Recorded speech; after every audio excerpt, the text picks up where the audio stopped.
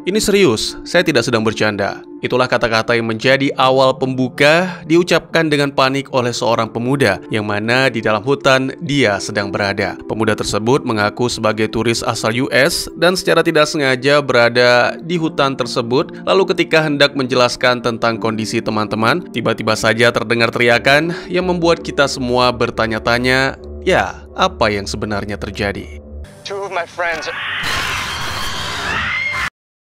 Selamat datang dan selamat berjumpa kembali bersama saya Teguh Gusto. Bagaimanapun kabar dan dimanapun Anda berada, rasa ingin tahu memang membawa pengetahuan, tapi jika salah arah bisa membawa kehancuran. Seperti biasa, saya akan bercerita yang mana tentu saja tentang sebuah film, dan kali ini berjudul Indigenous, rilis di tahun 2014, disutradarai oleh Alistair Orr, serta dibintangi oleh para aktor muda dan rupawan.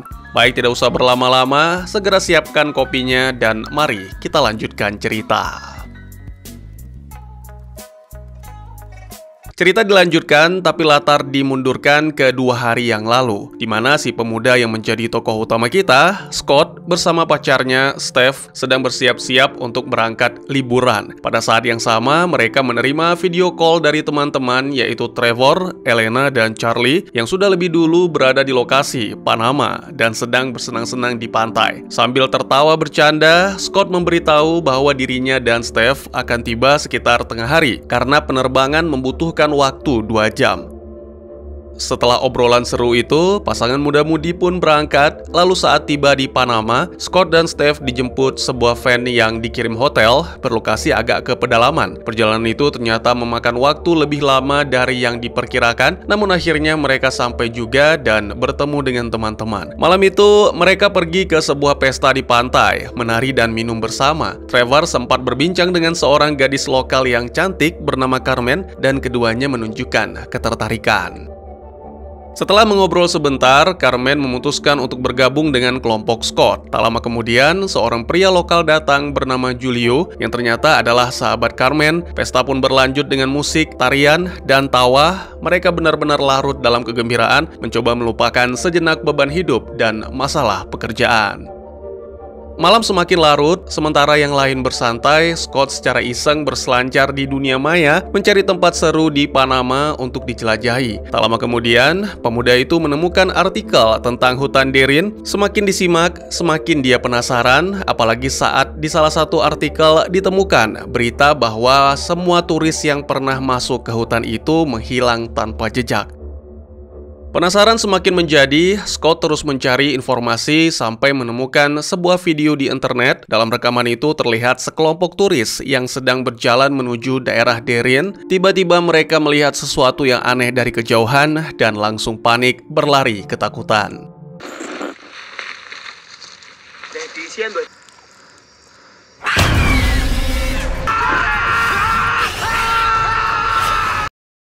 Bukannya takut, Scott justru merasa sangat bersemangat akan betapa misterius dan berbahayanya hutan tersebut. Selain itu, pemandangan alam yang katanya masih alami membuatnya semakin tertarik sehingga tak sabar ingin menjelajahi. Keesokannya, Scott menceritakan hal itu kepada Julio dan bahkan menunjukkan video yang ia temukan. Julio mendengar dengan serius, lalu menggelengkan kepala. Ia mengakui memang ada air terjun yang sangat indah tersembunyi jauh di dalam hutan, tapi selain itu Julio juga teringat akan pesan sang kakek yang menegaskan agar menjauhi tempat itu.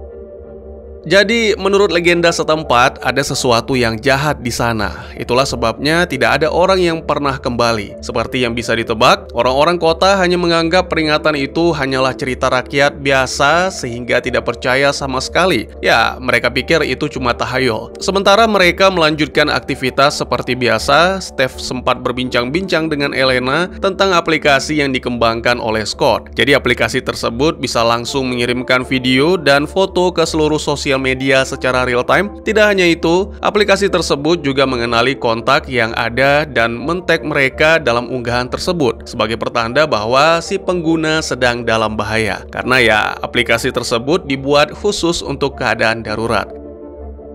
Saat malam, mereka kembali duduk bersama sambil mengobrol dan tertawa. Pembicaraan mereka mengarah pada ide untuk mengunjungi air terjun yang tersembunyi di dalam hutan. Semakin dibicarakan, mereka justru semakin bersemangat. Tapi begitu mendengar rencana mereka, Julio menanggapi dengan tegas dan memperingatkan agar mereka tidak pergi. Dia juga memohon kepada Carmen agar tidak membawa kelompok Scott apapun alasannya. Namun keesokannya, kelompok itu memutuskan apa yang akan mereka lakukan. Mereka terus-menerus membujuk Carmen, meyakinkannya bahwa ini hanya petualangan kecil yang tidak berbahaya. Meski awalnya ragu, akhirnya Carmen pun luluh dan setuju untuk memandu kelompok Scott. Kelompok itu pun naik ke mobil Carmen, penuh semangat menanti petualangan menegangkan mereka. Sementara itu, Julio tiba di pantai dan mendapati bahwa meski sudah diperingatkan, Carmen tetap membawa para turis itu masuk ke hutan Darien. Sadar akan apa yang sedang mereka hadapi, Julio langsung panik. Tanpa membuang waktu, dia segera mengendarai mobil dan melaju kencang menuju hutan, bertekad menghentikan kelompok Scott sebelum terlambat. Carmen dan kelompok Scott akhirnya tiba di titik awal hutan lebat, tempat di mana mobil sudah tidak bisa melaju lebih jauh. Jadi mereka pun harus melanjutkan dengan berjalan kaki. Di sisi lain, Julio terus mencoba menghubungi Carmen, menghubungi tanpa henti untuk memperingatkan. Tapi semua panggilan itu diabaikan Carmen yang menganggap sahabatnya khawatir berlebihan. Karena tahu Carmen tidak akan menjawab, Julio mengirimkan pesan suara yang mendesak mereka agar segera pergi dari sana. Namun Carmen tetap tidak peduli, terlalu tenggelam dalam semangat petualangan. Dia berjalan sambil tertawa, berbincang dengan Trevor dan yang lainnya, sama sekali tidak menyadari bahaya yang mengintai di dalam hutan.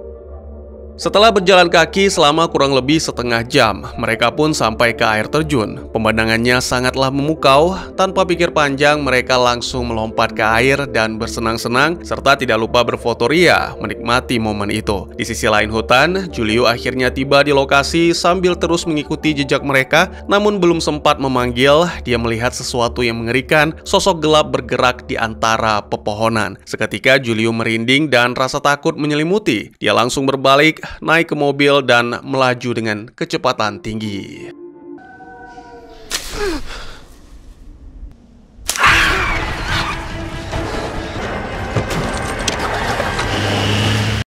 Sementara itu, di air terjun, setelah puas bermain, Trevor dan Carmen memutuskan untuk berjalan lebih jauh ke dalam hutan. Saat keduanya menikmati waktu berdua, tiba-tiba Carmen merasa tidak nyaman, seolah-olah ada yang sedang mengawasi. Trevor sebenarnya menganggap itu hanya halusinasi. Meskipun begitu, dia tetap setuju untuk masuk di antara pepohonan sambil memeriksa sekitar agar Carmen merasa tenang.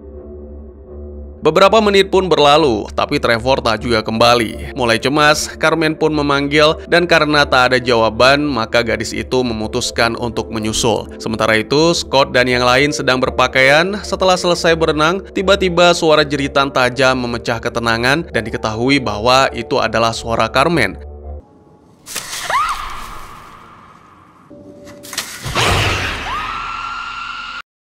Tanpa pikir panjang, mereka semua langsung berlari ke arah suara tersebut. Di saat yang sama, Trevor yang masih berjalan di dalam hutan juga mendengar jeritan Carmen dan segera bergegas kembali. Dalam perjalanan, dia melihat sesuatu di tanah, yaitu gelang milik Carmen. Hatinya langsung terguncang saat mengambil benda itu dan segera meneruskan langkah. Begitu bertemu teman-teman, Trevor menunjukkan gelang itu dengan panik menjelaskan bahwa Carmen telah menghilang. Semua orang langsung panik dan mulai memanggil-manggil nama Carmen sambil mencari di sekitar. Namun meski sudah melakukan cukup mendetail, tetap saja tidak ada tanda-tanda keberadaan. Menyadari ada yang tidak beres, Scott mengambil ponselnya untuk menghubungi pihak hotel dan sialnya tidak ada sinyal sama sekali. Bertekad untuk mencari bantuan, Scott memutuskan mendaki ke tempat yang lebih tinggi agar bisa mendapatkan sinyal. Namun hutan itu seperti labirin, kemanapun melangkah, mereka tidak bisa menemukan tempat terbuka. Seolah-olah hutan itu memang tidak ingin mereka keluar dari sana.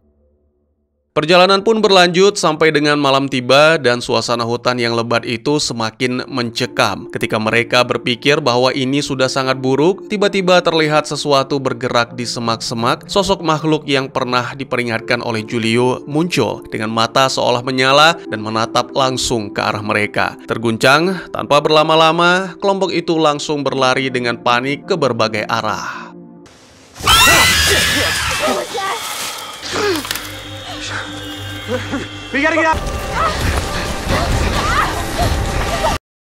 Dalam kekacauan itu, mereka terpisah satu sama lain. Teriakan mereka yang saling memanggil tenggelam di antara lebatnya hutan. Trevor dan Elena sedang mencoba mengatur nafas ketika terdengar jeritan yang menggelegar. Dan ternyata itu adalah suara Charlie yang sedang diserang.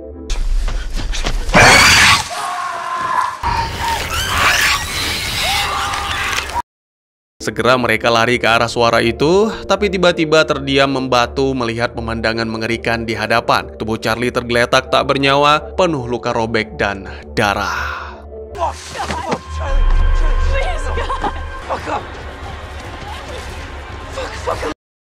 Sedih, takut, dan panik bercampur jadi satu, dan mereka segera lari sekencang-kencangnya kembali ke arah Scott dan Steph. Dengan nafas terengah-engah, mereka menceritakan apa yang baru saja terjadi. Ketakutan mulai menguasai semuanya saat kenyataan mengerikan itu akhirnya benar-benar mereka hadapi. Dan ya, semua peringatan Julio ternyata benar. Ada sesuatu di dalam hutan, dan makhluk itu sedang memburu mereka. Rasa takut seketika berubah menjadi amarah. Trevor dan Scott saling menyalahkan, padahal keduanya sama-sama punya maksud dan tujuan. Beruntung Steph segera menghentikan, lalu memperingatkan bahwa mereka harus fokus bertahan hidup, bukan malah saling menyalahkan.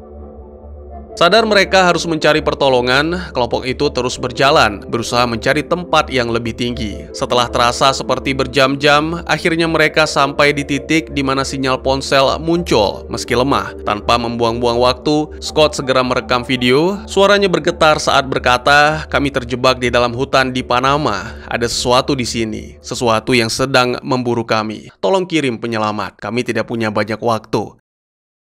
Dia langsung mengirimkan video itu lewat aplikasi darurat, memasukkan semua kontak agar menerima pesan tersebut. Namun tepat setelah pesan terkirim, tiba-tiba terdengar jeritan mengerikan yang memecah keheningan dan diketahui bahwa Trevor telah diserang. Scott dan kedua gadis itu langsung berlari ke arah suara Trevor, jantung mereka berdetak kencang. Begitu sampai, mereka menemukan Trevor tergeletak di tanah, terluka dan berusaha untuk tetap bergerak.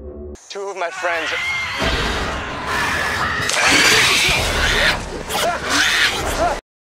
Saat Scott mendekat untuk menolong Trevor, makhluk mengerikan muncul dari kegelapan lalu menyeret Trevor masuk ke dalam hutan. Meski dikuasai rasa takut, Scott berlari menembus lebatnya hutan. Dalam kepanikan, tanpa sadar ia sampai di sebuah gua yang gelap. Jantung berdebar kencang saat masuk, putus asa mencari sahabat hanya untuk langsung terpaku melihat pemandangan mengerikan di hadapan.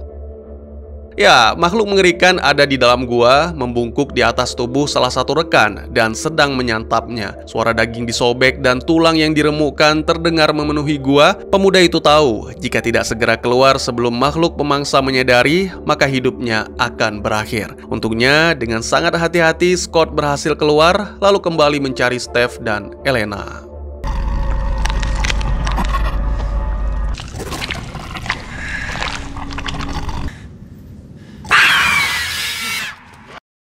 Sementara itu, Julio telah berhasil kembali ke kota dengan selamat. Ia berdiam di dalam mobil dan menenangkan diri. Lalu tiba-tiba saja ponsel bergetar. Saat dicek, ternyata itu adalah sebuah pesan dari Scott berisi video yang direkam. Julio sangat terkejut saat menyaksikan video Scott yang meminta pertolongan karena semua ketakutan terburuknya kini terbukti benar. Tanpa membuang waktu, Julio segera menemui pamannya yang adalah seorang perwira dan merupakan orang terpandang di komunitas lokal. Julio memperlihatkan video Scott dan menjelaskan semua yang terjadi, dan beruntung pamannya langsung memahami bahwa situasinya sangat serius. Keesokannya, video Scott menjadi viral. Saluran berita dari US dan Panama bahkan meliput, dan pihak berwenang langsung bergerak cepat. Pemerintah kedua negara meluncurkan misi penyelamatan darurat, mengirimkan tim militer lengkap dengan helikopter dan pasukan darat untuk masuk ke dalam hutan. Sementara para tentara menyisir belantara yang luas, Scott, Steph, dan Elena tetap bersembunyi dalam kondisi kelelahan dan ketakutan. Lalu mereka mendengar suara helikopter yang melintas, rasa lega langsung menyelimuti. Ya, akhirnya bantuan datang. Tanpa ragu, mereka berlari ke tempat terbuka, lalu memberi isyarat agar terlihat. Sangat disayangkan, ketika mendekati helikopter, Steph tersandung dan menjerit kesakitan karena kakinya terluka parah. Scott langsung berlutut di sampingnya dan segera menekan luka itu dengan perban korban untuk menghentikan pendarahan, Scott lalu meminta Elena untuk segera berlari dan memanggil bantuan. Sejenak Elena sempat ragu, tapi akhirnya mengangguk dan langsung berlari lebih dulu. Sementara itu, Scott dengan hati-hati mengangkat Steph ke punggungnya dan mulai menuju ke tempat aman. Ketika Elena sampai di dekat helikopter militer, wajahnya dipenuhi rasa lega. Ia mulai berteriak memanggil Scott dan Steph. Sambil melambaikan tangan penuh semangat, seorang kameramen merekam semuanya, menangkap momen dramatis penyelamatan mereka. Seorang presenter berita juga sedang menyiarkan langsung kejadian itu ke seluruh dunia. Namun saat Elena hendak diselamatkan, makhluk buas tiba-tiba muncul dari dalam hutan. Makhluk itu menyerang dengan cepat, menarik rambut Elena dan menyeretnya kembali dengan kekuatan yang luar biasa. Cerita terdengar saat makhluk itu menancapkan taringnya ke Elena, melumat gadis itu dalam hitungan detik. Pemandangan tersebut begitu mengerikan dan karena disaksikan langsung oleh seluruh dunia, jadi siaran pun segera dihentikan.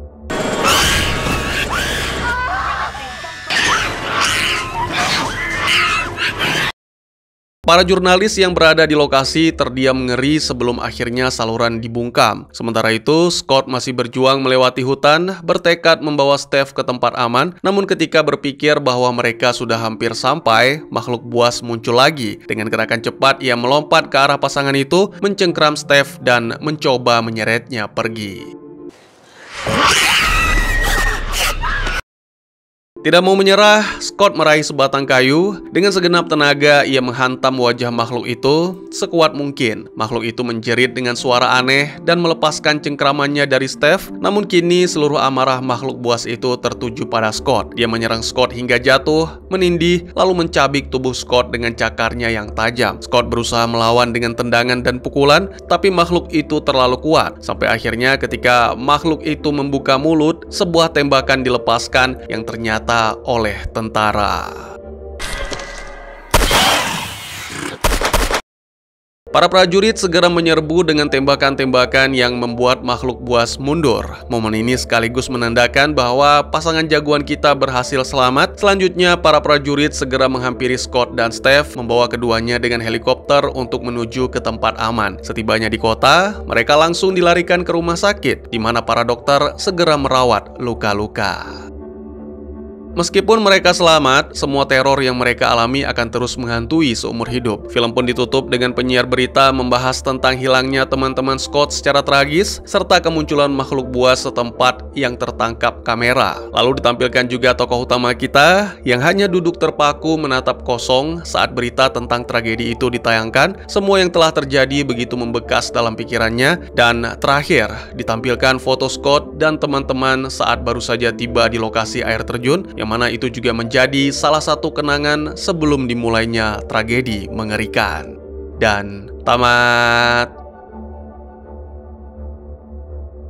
Buat yang sudah pernah menonton filmnya secara utuh, mungkin akan menyadari ada adegan yang tidak saya ceritakan, yaitu soal Trevor. Ini bukannya tanpa alasan, selain kopi kanan, saya pikir adegan ini terlalu sadis, dan mungkin bagi para penonton akan merasa tidak nyaman. Tapi buat yang penasaran, saya ceritakan sedikit, singkat saja. Jadi ceritanya, setelah diseret oleh monster, Trevor terbangun di dalam gua, sama dengan yang didatangi Scott. Tapi dua sahabat itu tidak bertemu, sehingga saya pikir gua ini kemungkinan cukup luas. Nah, si Trevor ini terbangun dalam kondisi terluka parah, terutama di bagian lutut. Meskipun demikian, Trevor tetap berusaha menemukan Carmen sampai akhirnya berhasil menemukan, tapi tubuh gadis cantik itu dalam kondisi tanpa kepala. Dan kemudian saat dalam perjalanan keluar dari gua, si makhluk buas pun datang menghampiri, memastikan Trevor benar-benar berakhir.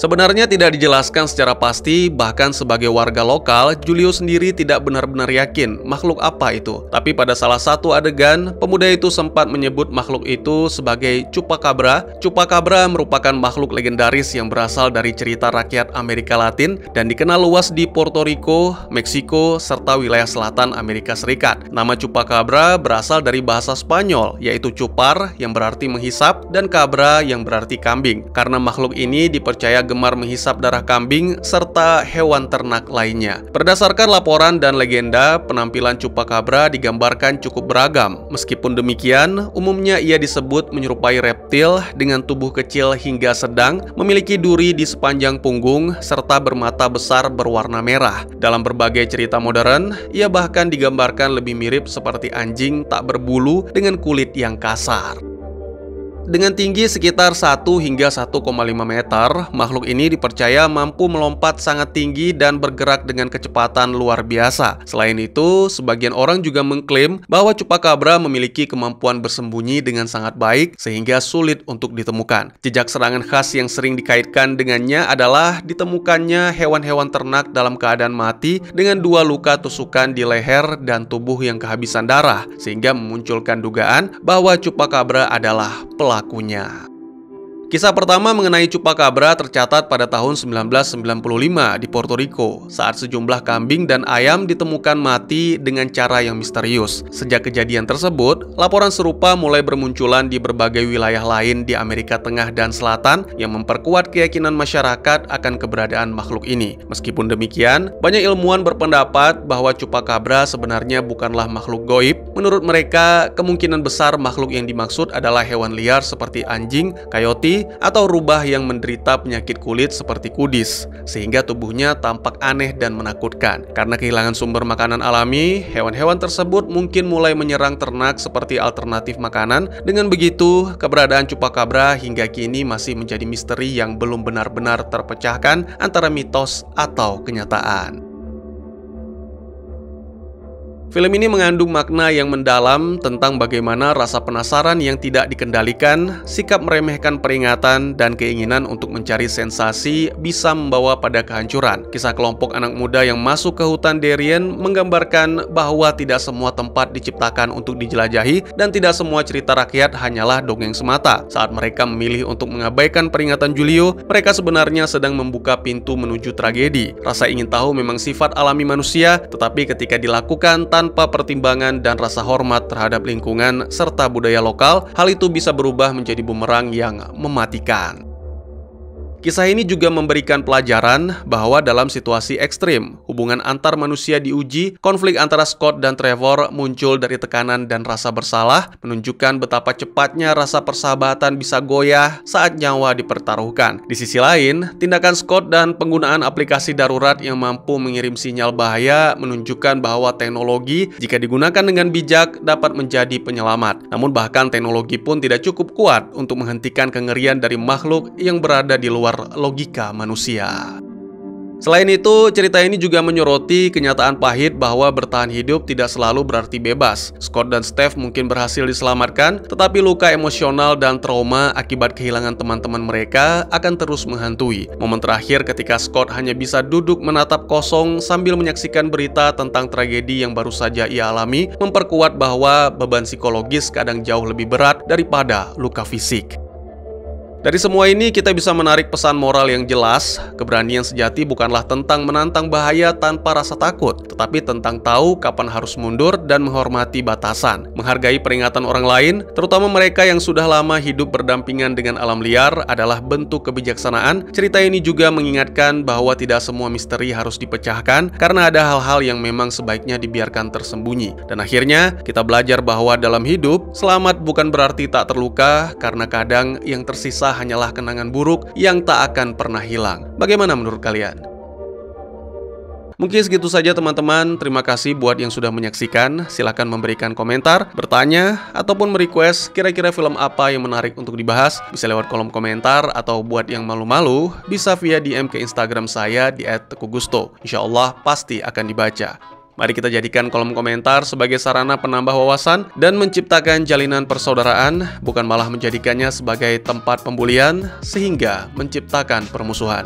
Jangan lupa untuk dukung terus channel ini dengan cara share, like, dan subscribe, karena dukungan dari kalian sangat berharga bagi saya demi perkembangan channel ini. Saya Gusto, sampai jumpa di video selanjutnya. Tetap semangat, tetap bersyukur setiap hari. Dadah!